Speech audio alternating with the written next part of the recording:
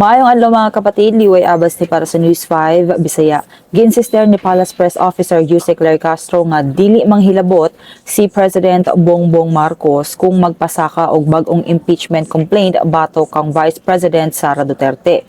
Mao kini ang nahimong pahayag ni Castro human sa giingon ni ACT Teachers Representative Antonio Tino nga andam ang Makabayan Bloc nga posibleng mag-endorso og bag-ong impeachment complaint batok sa Vice Presidente. Dugang pa ni Castro, ilawom na sa Kongreso nga panaghisgutan ang posibleng impeachment og dili manghilabot ang presidente sa bisan kinsang magpasaka og reklamo bahin niini.